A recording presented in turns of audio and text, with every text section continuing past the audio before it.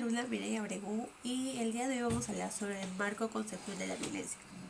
Vamos a empezar con el origen. La palabra violencia deriva del latín vis, que significa fuerza, y latus, que es un participio pasado del verbo ferus, que significa llevar o transportar.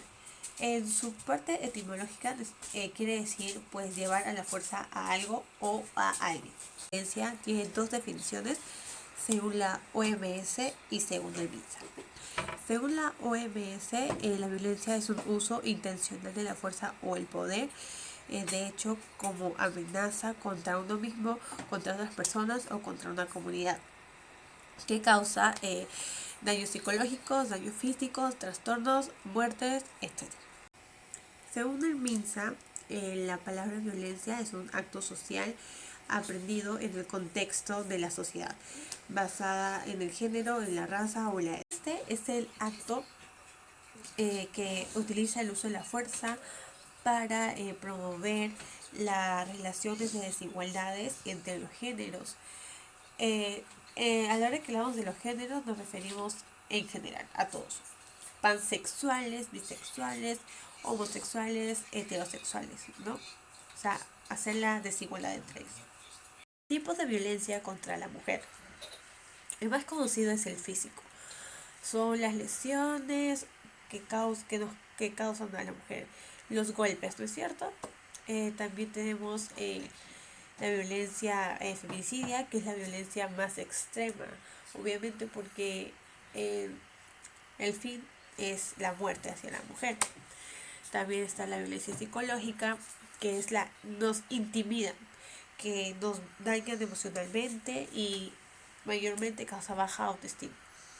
También está la violencia mediática, que es cuando humillan a la mujer con mensajes o imágenes que hacen que nos dañen físicamente o públicamente.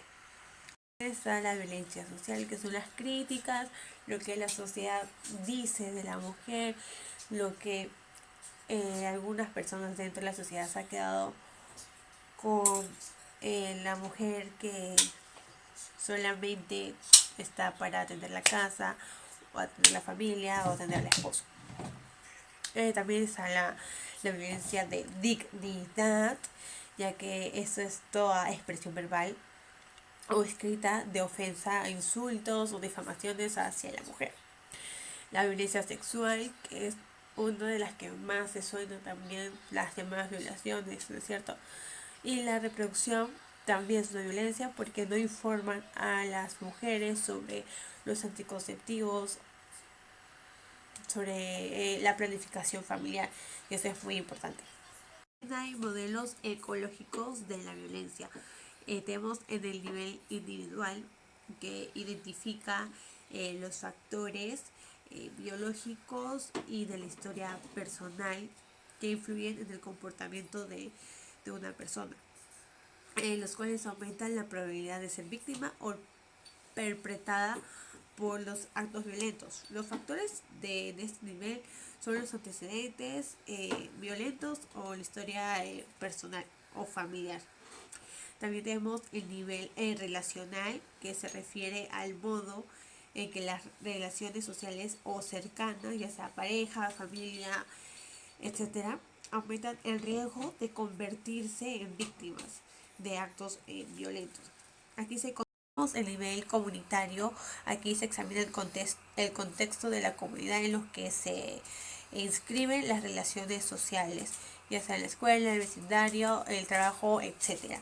Aquí las características de este ámbito son los que se asocian de ser víctimas. Aquí lo que incluye es el deterioro físico o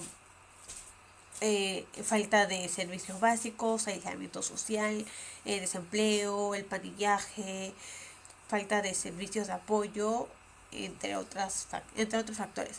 Y también tenemos el nivel social, que examina los factores más generales, que determinan las tasas de la violencia, lo que favorece un clima de adaptación de la violencia. Se consideran aquí las normas culturales que refuerzan el dominio masculino de la familia, los roles de géneros. Y por último tenemos el ciclo de la violencia de Leonard Walker. Este ciclo se divide en tres fases: la fase de la acumulación o tensión, la fase de la explosión o agresión, y la tercera fase, que es del arrepentimiento o lunemia. En la primera fase es cuando hay irritabilidad, hay amenazas, hay distanciamiento, humillaciones, sensibilidad, de todo. En la fase de la agresión o la explosión es cuando ya hay un involucramiento físico, ¿no? Cuando se descarga toda esa tensión que tiene, ya sea psicológica, también puede ser, hay ansiedad, hay aislamiento.